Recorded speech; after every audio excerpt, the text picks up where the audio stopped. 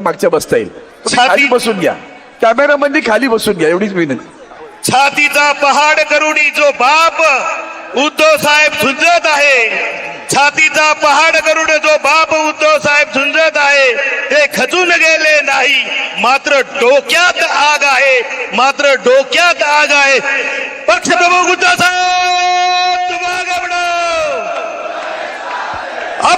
तुम्हाला ही काय गोष्ट हिंदू शिवसेना प्रमुख माननीय बाळासाहेब ठाकरे यांचा उद्धव साहेब तुम्हाला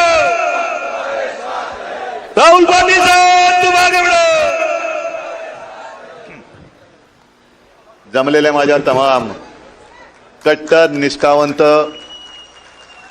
जीवाला जीव देणाऱ्या शिवसैनिक बांधवांनो, भगिनींनो आणि मातांनो, आवाज आला? आवाज येतोय का? आवाज जरा चॅनलवाल्यांना कृपा करून कॅमेरा ऑन ठेवून खाली बसना.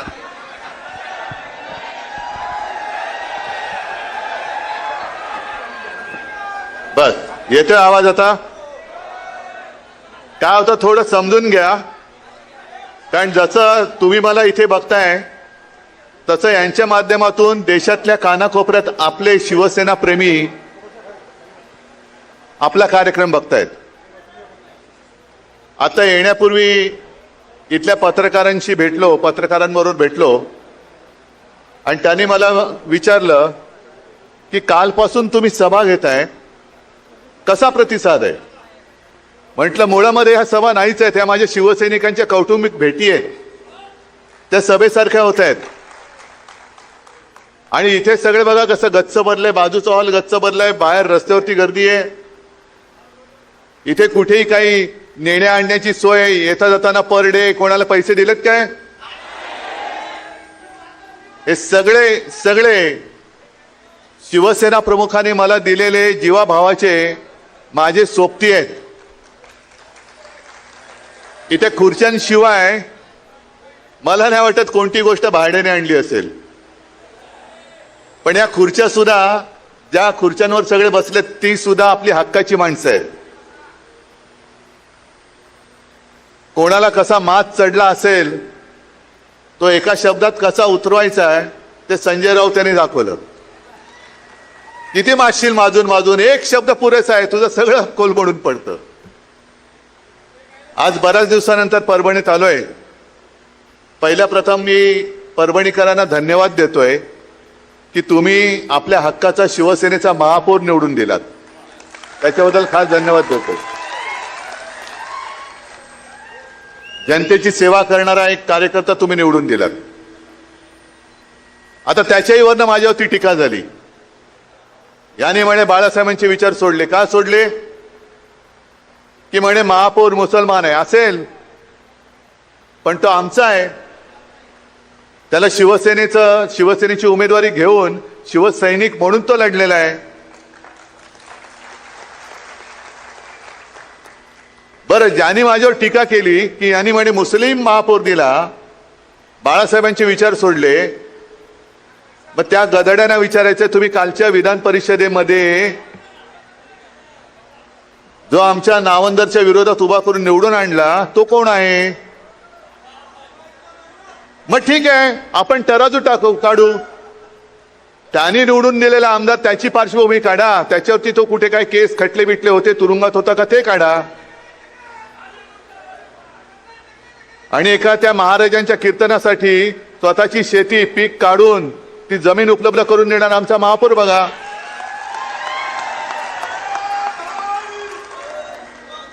पण किती दिवस चालणार? म्हणजे आपण जरा कुठे काय केलं की बाळासाहेबांचे विचार सोडले, पण तुम्ही शिवसैनिकांशी आणि शिवसेनेशी गद्दारी केली.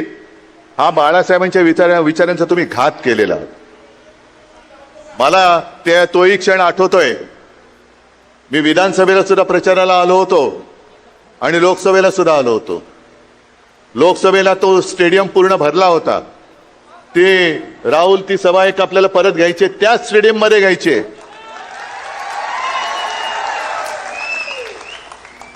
आणि पाऊस आला होता ना, पण त्या पावसात सुद्धा ना तुम्ही आलात ना मी आलो. आणि मला काय अभिमान वाटत होता की दोन्ही जणांना, एका बाजूला राहुल होता, दुसऱ्या बाजूला कोण, जरा गोंधळलं मी, कारण काय नवीन नवीन तुम्ही नावं ठेवता. काय आताच तो होता. आता मला काय माहित की वाघाचं कातडं पांघरलेला हा काय, जरा मला शब्द पाठ करायला त्रास होतो. वाघाचं कातडं पांघरलेला कोण होता? तर मी काय करू, मी केले दोघांच्या हातवर. त्यातला एक हात राहुलनी जो पकडला होता तो वरच्या वर चांगला, अजूनही अभिमानाने. आणि दुसरा पळाला, विकास करण्यासाठी पळाले. मला पत्रकारांनी तेही विचारलं, विकास निधी, म्हटलं कोणाचा? मतदारसंघासाठी, मतदारांसाठी की स्वतःचा खासगी विकास निधी? कारण तो एक व्हिडिओ तो सुद्धा फिरतोय, विमानात बसलेत महाशय आणि बदाम वगैरे खात आहेत. म्हणजे शेतकरी बिचारा असाच उपाशी आहे. पण हे विकास करणारे लगेच प्रायव्हेट विमानामध्ये, कोणी दिला पैसा? प्रायव्हेट विमानातून चालले ते सगळे गाढवं. आपल्या इथला गाढव, बाजूचा आहे विदर्भातला एखादा, सगळे. आणि एवढ्या बेशरमपणाने तो व्हिडिओ टाकले की त्याच्यामध्ये तो एक दलाल पण दिसतोय, ज्यांनी खरेदी विक्री करतात ना, दलाल जे नाक्यावरती उभे राहतात, तसं तो दलाल पण दिसतोय त्याच्यामध्ये. पण हे बेधडक, म्हणजे कोणाची जनाची नाही, मनाची नाही, कोणाची पर्वा नाही, लाज लज्जा शरम सगळं गुंडाळून ठेवलंय आणि खाजगी विमानातून दिले. कुठून आणला हा पैसा? म्हणजे माझ्यावरती जे टीका करतात की आत्मपरीक्षण केलं पाहिजे उद्धव ठाकरेंनी, पक्ष का फुटतोय, खरंच आत्मपरीक्षण केलं पाहिजे, पण एकट्या उद्धव ठाकरेंनी नाही, आत्मपरीक्षण सगळ्यांनी केलं पाहिजे. ममता बॅनर्जी पासून सगळ्यांनी केलं पाहिजे. आणि त्याही पेक्षा टीकाकारांनी केलं पाहिजे की आमच्या पक्षफुटीची केस 4-4 वर्ष सुप्रीम कोर्टामध्ये अजून प्रलंबित आहे, का आत्मपरीक्षण केलं जात नाही, का ती केस प्रलंबित आहे? आता सुद्धा हे 6 गद्दार झाले, अरविंद सावंत, संजय राऊत आणि अनिल देसाईंनी जाऊन, आणि एक आपले राजाभाऊ वाजे, अभिमान आहे मला त्यांचा, लोकसभा अध्यक्षांनी जाऊन पत्र दिलं होतं की जर तुमच्याकडे कोणी असं आलं तर कोणताही निर्णय घेण्याच्या अगोदर आमचंही म्हणणं ऐकून घ्या. आणि त्याच्याप्रमाणे त्यांनी गेल्या 24 तारखेला, म्हणजे अरविंद सावंत हे आपल्या लोकसभेच्या संसदीय कामकाज समितीच्या दौऱ्यानिमित्त अध्यक्षांच्याच सहीने जे पत्र येतं त्या पत्रानुसार कारगिलच्या दौऱ्यावरती होते. कारगिलचा म्हणजे देशासाठी हा महत्वाचा विषय. कारगिलच्या दौऱ्यावर तुम्हीच पाठवलं होतं, येणार होते 25 तारखेला, पण लोकसभा अध्यक्षांचं फरमान आलं तुम्ही 24 तारखेला या. मी अरविंदना म्हटलं की तुम्ही त्यांना सांगा की आपल्याच आदेशानुसार मी कारगिल येथे आलोय, तो दौरा देशासाठी महत्वाचा आहे, अर्धवट सोडून येऊ का? त्याने म्हटलं या. कारगिल गेलं खड्ड्यात, कारगिलचा दौरा बिवरा काय नाही, तुमचा पक्ष फुटण्याची घाई झाली माझ्या मालकांना, त्याच्यासाठी तुम्ही पहिले या. आणि मग त्यांना आपली बाजू आपण सांगितली, मांडली.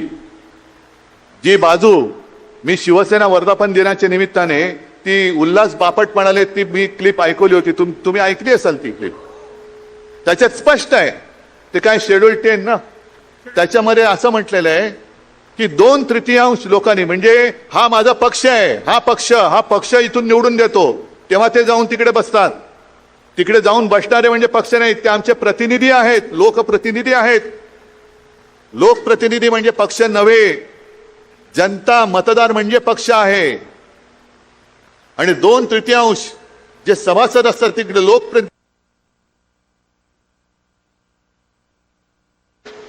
लोकप्रतिनिधी म्हणजे पक्ष नव्हे, जनता मतदार म्हणजे पक्ष आहे.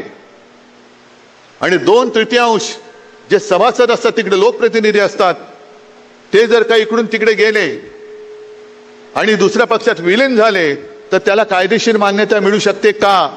तर उल्हास बापटांनी म्हटले नाही.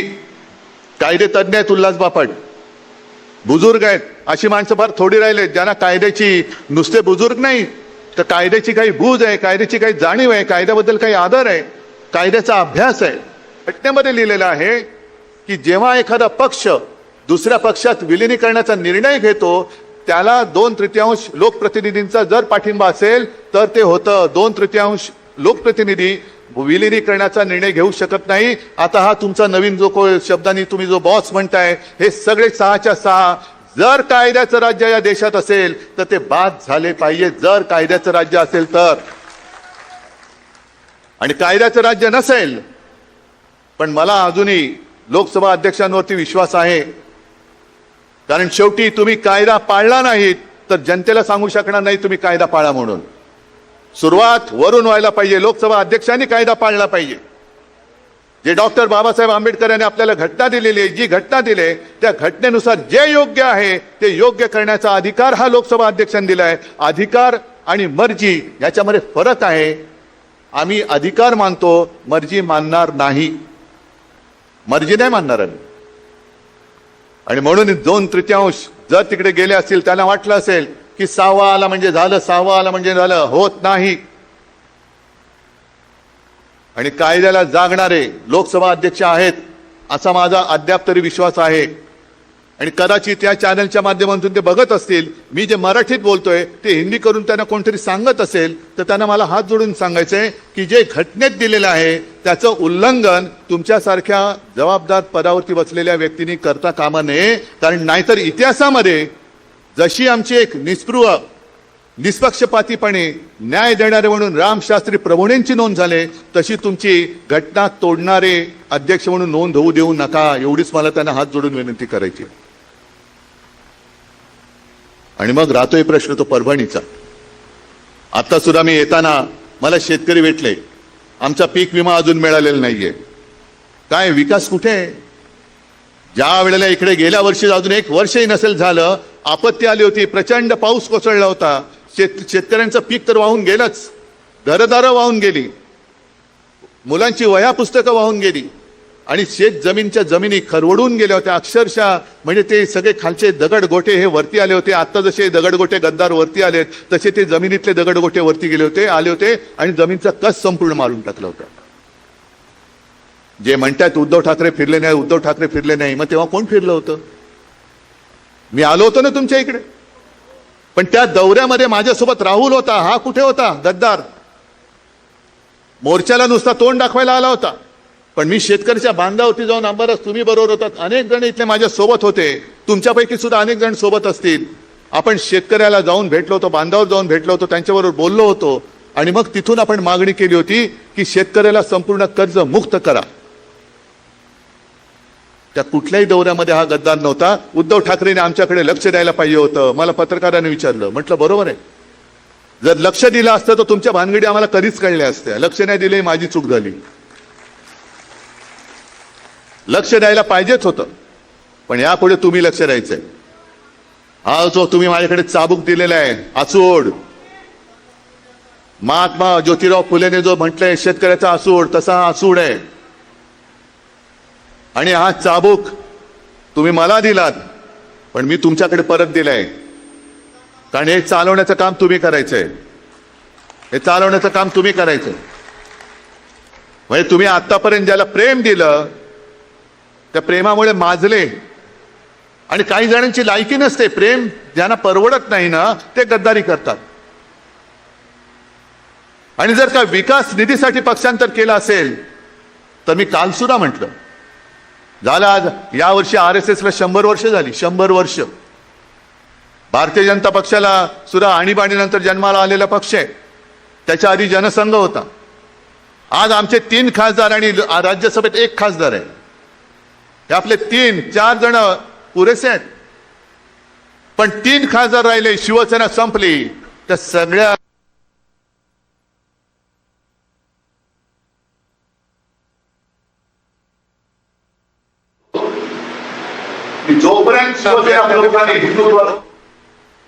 जोपर्यंत शिवसेना प्रमुखांनी हिंदुत्वाचा विषय हाती घेतला नव्हता तोपर्यंत भारतीय जनता पक्षाची आज जगातला सगळ्यात मोठा पक्ष होता, त्याच्याहून आता कॉंग्रेस जनता पार्टी मोठी झालेली आहे. आणि उभे नव्हते राहिलेले, आणि स्वतः अटल बिहारी वाजपेयी निवडणूक हारले होते. म्हणजे तेव्हा खरंच भाजपला मूठमाती देऊन मोकळं झालं असतं तर बरं झालं असतं. पण आपण भोळी माणसं, हिंदुत्व हिंदुत्व हिंदुत्व, आमचं हिंदुत्व वेगळं हिंदुत्व आहे. पण जो या देशाला आपला मानतो तो मुसलमान असला तरी आमचा आहे. आणि मी नेहमी जे सांगतो की आमचं हिंदुत्व कसं आहे, आम्ही जय शिवराय पहिलं बोलतो, कारण छत्रपती शिवाजी महाराज हा आमचा देव आहे. आई तुळजाभवानी आहे, हर हर महादेव म्हणतो, जय श्रीराम पण म्हणतो. पण आमचं हिंदुत्व हे हृदयात राम, हाताला काम आणि शेतकऱ्याला शेतमालाला दाम हे देणारं आमचं हिंदुत्व आहे. पण यांचे 2 खासदार राहिले होते. एक देशातली पहिली निवडणूक 1987 साली पार्लेची पोटनिवडणूक, जी फक्त हिंदुत्वाच्या मुद्द्यावरती लढवली गेली आणि जिंकली गेलेली पहिली निवडणूक असेल, ज्याच्यामुळे नंतर स्वतः शिवसेना प्रमुखांचं 6 वर्ष निवडणूक लढवण्याचं तर सोडाच, पण त्यांचा मतदानाचा अधिकार काढून घेतला होता ती निवडणूक. आणि मग यांचे डोळे उघडले. आज जे हिंदू हिंदू म्हणून बोंब मारतायत, तेव्हा त्यांनी गांधीवादी समाजवाद घेतला होता. गांधीवादी समाजवाद म्हणजे काय, काहीच माहिती नाही. आता गांधीजींपेक्षाही स्वतः मोठे व्हायला निघालेत. पण त्यांच्या लक्षात आलं की अरे हिंदू मतदान करू शकतात हिंदू बनून, म्हणून मग रथयात्रा काढली. कशासाठी काढली रथयात्रा? मंदिर वही बनाएंगे, मंदिर वही बनाएंगे.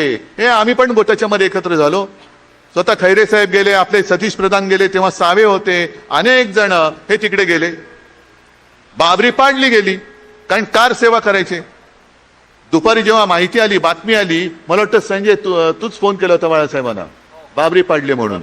आणि तेव्हा भाजपचे सुंदरसिंह भंडारी होते. त्यांनी जाहीर केलं हे आमचं काम नाही म्हणे. हे सगळे जे आता जे बोललात ना तुम्ही, कोण बॉस, हा तशी ती त्यांची ती टोळी आहे. त्यांची टोळी आहे. म्हणजे पहिल्या मी शब्द नाही वापरू इच्छित, तुम्ही समजून घ्यायचं. तशी ती त्यांची टोळी आहे. हे आमचं काम नाही म्हणे, हे शिवसैनिकांचं काम असेल. तेव्हा कसलाही मागचा पुढचा विचार न करता बाळासाहेब म्हणाले, जर ते माझ्या शिवसैनिकाने काम केलं असेल तर त्यांचा मला गर्व आहे. हे असे पळपुटी लोक आणि त्यांचे बूट चाटणारे तुमचे नादान लाचार बॉस, त्याच्यासाठी राम मंदिर उभारलं. अनेक कारसेवकांचं तिकडे रक्त सांडलं. अनेकांच्यावरती केसेस झाल्या, मुंबईमध्ये दंगली घडल्या, अनेकांना प्राण गमवावे लागले. पण तेव्हा सुद्धा शिवसेना होती, शिवसैनिक होते, बाळासाहेब होते, म्हणून आणि म्हणून मुंबई सुरक्षित राहिली. शिवसेना भवन उडवण्याचा प्रयत्न झाला, आमच्या भोवती कडेकोट बंदोबस्त लागला. श्रीकृष्ण अहवाल, श्रीकृष्ण समिती नेमली गेली, त्याच्यामध्ये अनेकांना गुन्हेगार आरोपी ठरवलं गेलं. आपलं सरकार आल्यानंतर आपल्या सरकारने म्हणजे मुख्यमंत्री मनोहर जोशींनी तो अहवाल केऱ्याच्या टोपलीत टाकला होता.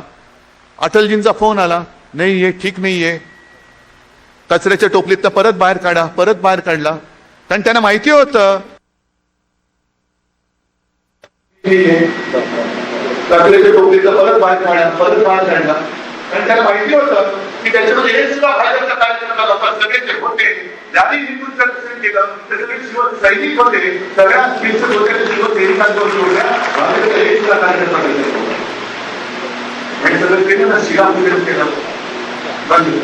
शिवसेनेने मदत केली, चांदीच्या विटा दिल्या गेल्या. साठी तुम्हाला मंदिर नव्हतं बांधायचं, तुम्हाला रामाच्या नावाने दुकान उघडायचं होतं लुटालूट करण्याचं. की हिंदू हा बिचारा असाच भोळा आहे, त्याला जय श्रीराम म्हटलं की तो काय सगळं विसरून जातो. लुटा लुटा लुटा. ही गद्दारी फक्त आपल्याशी गद्दारी झालेली नाहीये, ही गद्दारी हिंदुत्वाशी झालेली आहे. देशातल्या नव्हे तर जगातल्या तमाम हिंदूंची केलेली गद्दारी आहे. आणि जशी आता कॉक्रोच जनता पार्टी निर्माण झाले, तशी नवीन बीजेपी जन्माला आले का? नवीन बीजेपी कोणती? कारण तेव्हा राम जन्मभूमीवरचं जे मंदिर होतं ते बाबरांनी पाडलं होतं. आता आपण राम मंदिर उभारलं, आता ते राम मंदिर लुटणारी नवीन बीजेपी आले, बाबर जनता पार्टी. ही बाबरांची अवलाद आहे. त्या बाबराने ते मंदिर पाडलेलं, हे बाबराची अवलाद हे राम मंदिर लुटतायत. मग तुमच्यात आणि त्या बाबरात फरक तो काय? मग बाबर जनता पार्टीचे तुम्ही सगळे आहात का? आणि मग हे सगळे जण तिकडे गेलेत, हे त्यांना पाठिंबा द्यायला गेलेत. आणि काल जो मी एक मुद्दा मांडला तो सुद्धा फार महत्वाचा आहे. कारण तुम्हाला सगळ्यांना असं वाटतं हा राग असाच ठेवला पाहिजे, हा चाबूक गुंडाळून ठेवण्यासाठी दिलेला नाहीये. या गद्दारांची कीड हा परभणीचा दुर्दैवी इतिहास झालेला आहे की ज्याला ज्याला आपण शिवसेनेचा उमेदवार म्हणून तिकडे उभा करतो, तुम्ही कशाची पर्वा न करता त्याला निवडून देता. अर्थात ही चूक माझी सुद्धा झालेली आहे, त्याच्यामुळे मी सुद्धा माफी मागतो तुमची. आता एवढे वर्ष एकत्र राहिल्यानंतर विश्वास ठेवायचा नाही तरी म्हणजे ठेवायचा तरी कोणावर आणि नाही तरी कसा. मग 2 वेळा आमदार असेल, मग 3 वेळा खासदार असेल, पण खासदारकी गेल्या वेळेला म्हणजे 19 साली आपल्यावरती जी टीका होत होती की तुमचे 18 खासदार निवडून आले, हे म्हणे मोदीजींच्या चेहऱ्यावरती निवडून आले. मग तुम्ही सगळे साक्ष आहात, तुम्ही सगळे परभणी लोकसभा मतदारसंघातले सैनिक आणि मतदार आहात ना, आहात की नाही आहात? मग मला फक्त एका प्रश्नाचं उत्तर द्या. 2024 साली तुम्ही बाळासाहेबांच्या फोटोवरती आणि शिवसेनेच्या मशाल निशाणीवरती भरोसा ठेवून मतदान केलं का मोदींमुळे याला निवडून दिला होता? मग त्याच्या विरोधात म्हणजे पूर्ण देशामध्ये मोदींची लाट होती, राम मंदिर बांधलं होतं, तरी देखील महाराष्ट्राच्या मतदारांनी मोदींच्या विरोधात मतदान केलेले हे सगळे खासदार आज परत त्यांच्या पायाशी लीन झाले. हा महाराष्ट्राचा अपमान नाहीये? हा महाराष्ट्र धर्म मारण्याचा हा प्रकार करताय. म्हणून काल मी जे बोललो की हा वरवरचा प्रकार समजू नका, याच्या मागे खूप मोठं राजकारण आहे. आणखीन एक जो मला पत्रकाराने प्रश्न विचारला की हा खासदार जाण्यामागे तुमच्या पक्षातलं काही गटबाजीचं राजकारण होतं का? म्हटलं गटबाजी आमच्याकडे नाही, गटबाजी आता भाजपात चालले. कारण हे ऑपरेशन टायगर नाहीये, हे ऑपरेशन देवेंद्र फडणवीस आहे. देवेंद्र फडणवीस जसं मध्य प्रदेशमध्ये निवडणुका कोणाच्या चेहऱ्यावर जिंकला? भाजप, शिवराज सिंग. मग सगळे त्याला प्रेमाने मामा म्हणायचे, मामा मामा मामा. बनवलं ना त्याला मामा, त्याचं नामोनिशाणच ठेवलेलं नाहीये. कारण हा मामा उद्या पंतप्रधान पदाच्या शर्यतीत येऊ शकतो, उद्या भाजपचा अध्यक्ष होऊ शकतो. फिर मामा को उल्लू बनाओ, मामा को बुला ले ऊपर, डाल दिया कोने में. आता शिवराजचं नावच नाही कुठे. म्हणजे जो जो पंतप्रधान पदाच्या शर्यतीत येऊ शकतो त्यांना वेळेमध्ये कापून टाका. तसंच देवेंद्र फडणवीसांचे पंख कापण्याचे प्रकार सुरू झालेले आहेत.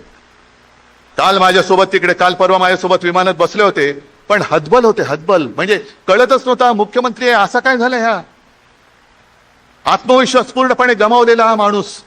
कारण त्यांना कळतंय की आपले पंख कापतायत आणि कापणारे आपलेच बॉस आहेत. आपण करायचं काय? न्याय तरी कोणाकडे मागायचा?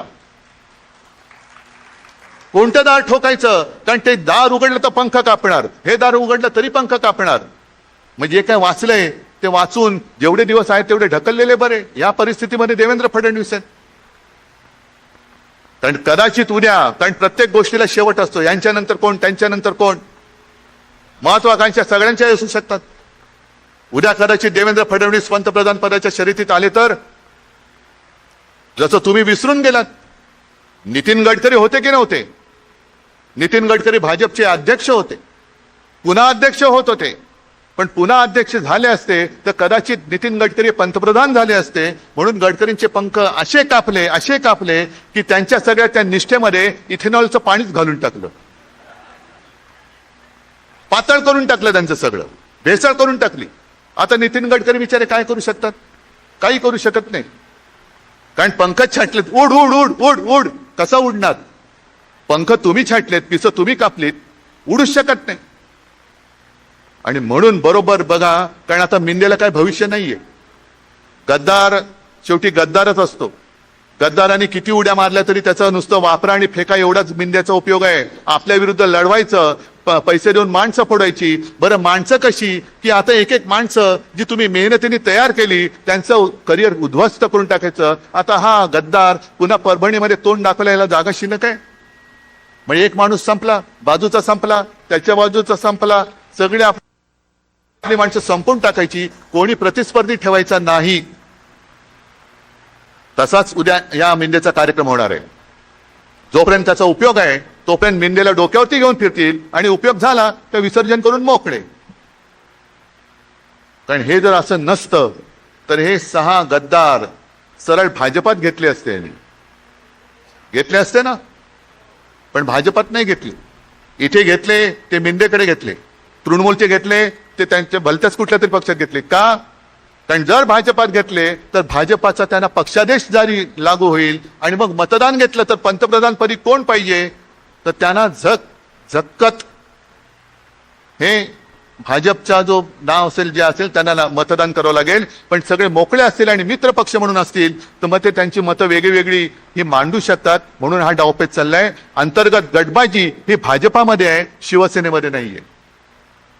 आणि आता तर साफ झाले, आता कुठे दुसरा गट नव्हताच, एकटाच होता, तो गेला. आणि तुम्ही सगळे कट्टर शिवसैनिक हे माझ्यासोबत राहिलेले आहात. जगात जर्मनी असेल आहे, पण देशात परभणी काय आहे, काय असतं हे दाखवण्याची संधी पुन्हा तुम्हाला मिळालेली आहे. जो गद्दार होईल तो आम्ही गाडून टाकतो, जो गद्दार होईल तो आम्ही गाडून टाकतो. हा परभणीचा इतिहास हा परत नव्याने लिहिण्याची संधी तुम्हाला मिळालेली आहे.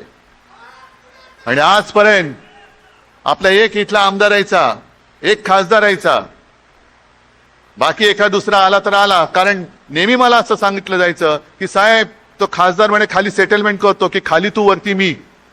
त्याच्यामुळे खाली एक आपला परभणीचा हक्काचा सोडला तर बाकी सगळीकडे कोण येतच नाही. आता मला परभणीतले सगळेच्या सगळे आमदार निवडून पाहिजेत. सगळे तुम्ही जिथून जिथून आला असाल तिथले परभणी मला पूर्ण भगवा करून पाहिजे. आणि भगवा आपला अस्सल छत्रपती शिवरायाचा भगवा. या भगव्यावरती आपली निशाणी सुद्धा टाकू नका. निशाणीचे झेंडे हे वेगळे लावा, मशालीचे झेंडे वेगळे लावा, पण आपला भगवा जो आहे त्या भगव्यावरती एकही चित्र टाकू नका, एकही चित्र टाकू नका. कारण हा सुद्धा त्यांचा एक डाव आहे की भगव्यामध्ये गोंधळ उडवून द्यायचा. तुझा भगवा वेगळा, ह्याचा भगवा वेगळा. नाही, भगवा हा एकच. हिंदुत्वाचा भगवा, शिवरायाचा भगवा, शिवसेनेचा भगवा हा फक्त आणि फक्त भगवा आहे. त्याच्यावरती दुसरं कोणतेही चित्र असता कामा नये, हे ठेवायचंच नाही. मशाल निशाणी जसे धनुष्यबाण होती, आज मशाल आहे. आणि भगवा हा भगवा स्वतःच एक मशालीसारखा आहे. जर लांबून पाहिला उन्हामध्ये फडकणारा भगवा तो ती तळपणाऱ्या मशालीसारखा दिसतो. तो मशाल, तो भगवा, तेवढी ओळखच झाली आपली पुरेशी आहे. आणि या मशाली आता फक्त झेंड्यापुरत्या किंवा निशाणीपुरत्या असता कामा नयेत. या गद्दारी विरुद्ध पेटलेल्या मशाली मला तुमच्या हृदयामध्ये धगधगत्या दिसल्या पाहिजेत. आणि या निष्ठेच्या मशालीनी ही गद्दारी जाळून खाक करण्याची ताकद ही तुमच्यामध्ये आहे आणि ती तुम्ही बजावल्याशिवाय राहणार नाही, हा विश्वास बाळगतो.